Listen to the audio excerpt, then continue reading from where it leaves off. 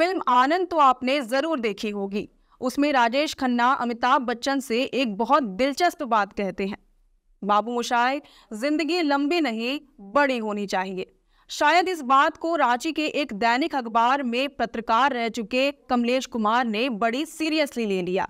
अपनी जिंदगी को बड़ी और हैसियत ऊंची करने के लिए वह जमीन कारोबार का हिस्सा बन गए। लेकिन बीते दिनों उनकी जिंदगी ने ऐसा मोड़ लिया जिसकी शायद उन्होंने कभी कल्पना भी नहीं की होगी। अखबारों के फ्रंट पेज के लिए फोटो उपलब्ध कराने वाले फोटो जर्नलिस्ट कमलेश एक दिन खुद फ्रंट पेज में छा जाएंगे, इसका उन्हें अंदाजा भी नहीं होगा। बीते 2 दिनों से वह लगातार अखबारों में सुर्खियां बटोर रहे हैं। बड़े बड़े हेडलाइंस के साथ उनकी तस्वीरें छप रही हैं। कारण है जमीन की अवैध खरीद बिक्री, जिसकी वजह से अब उन पर ईडी की कार्रवाई चल रही है। उनके ठिकानों से 1 करोड़ रुपए कैश और 100 कारतूस बरामद हुए थे, साथ ही जमीन की डीड से संबंधित कुछ कागजात भी। अब ईडी को इसका पता कैसे चला और कौन है कमलेश कुमार, जिसकी रसूख ऐसी कि झामुमो हो या भाजपा, सभी के हाई प्रोफाइल पार्टियों में वह शरीक होते थे। आपको याद होगा कि पिछले दिनों ईडी ने फर्जी डॉक्यूमेंट्स बनाकर जमीन हड़पने वाले सिंडिकेट से जुड़े शेखर कुशवाहा को गिरफ्तार किया था। इसके बाद ईडी ने रिमांड पर लेकर उनसे पूछताछ की। इसी क्रम में शेखर कुशवाहा ने कमलेश कुमार के बारे में जानकारी दी। उन्होंने ईडी को बताया कि कांके स्थित बिरसा एग्रीकल्चर यूनिवर्सिटी इलाके में कई जगहों पर कमलेश कुमार सिंह जमीन के फर्जी दस्तावेज के सहारे उन्हें हड़प कर बैठे हैं। अब जमीन घोटाला मामले में एक और नाम जुड़ गया है। जानकारी के आधार पर ईडी ने समन भेजकर कमलेश कुमार को रांची जोनल ऑफिस में बुलाया, लेकिन कमलेश हाजिर होने के बजाय अंडरग्राउंड हो गया। इसके बाद शुक्रवार की दोपहर करीब 12 बजे ईडी की टीम कांके रोड के चांदनी चौक स्थित एस्टर ग्रीन अपार्टमेंट में कमलेश के फ्लैट पर पहुंची, लेकिन कमलेश पहले ही वहां से फरार हो चुका था। स्वतंत्र गवाहों की उपस्थिति में ईडी की टीम ने फ्लैट पर सर्च ऑपरेशन चलाया। इस दौरान ईडी को वहां से 100 कारतूस और 1 करोड़ रुपए मिले। मौके से एजेंसी ने जमीन से जुड़े दस्तावेज समेत कई महत्वपूर्ण सबूत भी बरामद किए थे।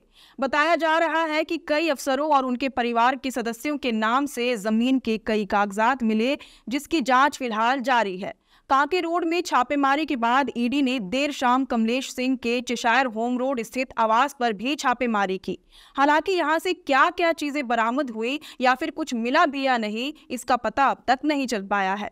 उनके आवास से मिले कारतूस और 1 करोड़ रुपए की शिकायत ईडी ने रांची पुलिस से की, जिसके बाद रांची पुलिस ने कांके थाना में कमलेश कुमार के खिलाफ आर्म्स एक्ट के तहत प्राथमिकी दर्ज कराई। आपको बता दें कि कमलेश कुमार साल 2021 के अक्टूबर महीने में कांके पुलिस के हाथों गिरफ्तार भी हो चुके हैं। दरअसल उस समय कांके के चामा नगरी में एक आदिवासी जमीन पर जबरन कब्जा जमाने के लिए कमलेश जेसीबी लेकर पहुंचे थे। जमीन मालिक की सूचना पर पुलिस ने कमलेश और उसके साथ अन्य लोगों को गिरफ्तार कर लिया था। मूल रूप से जमशेदपुर के रहने वाले कमलेश कुमार सिंह कांके रोड स्थित रिवर व्यू गार्डन के मालिक हैं, साथ ही जमीन माफिया भी। उन पर कांके रोड स्थित लॉ कॉलेज से सटे रिंग रोड के किनारे करीब 25 एकड़ गैर मजरूआ जमीन पर रिवर व्यू प्रोजेक्ट खड़ा करने और फर्जी दस्तावेज के सहारे लॉ कॉलेज और जुमार नदी की 20.59 एकड़ जमीन हड़पने का आरोप है।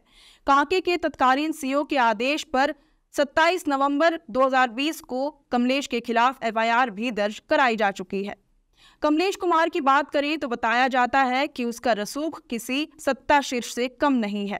उसने अपनी करियर की शुरुआत एक हिंदी दैनिक अखबार में फोटो जर्नलिस्ट के तौर पर किया था। रांची आने के बाद उसका संपर्क कुछ पुलिस अधिकारियों से हुआ, जिसके सहारे उसने सरकारी जमीनों पर कब्जा जमाना शुरू कर दिया।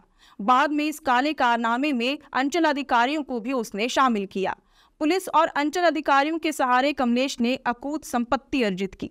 इसके साथ ही उसकी राजनीतिक गलियारों में भी पहुंच बढ़ने लगी। झामुमो हो या भाजपा, सभी की हाई प्रोफाइल पार्टियों में वह शामिल होता रहा है।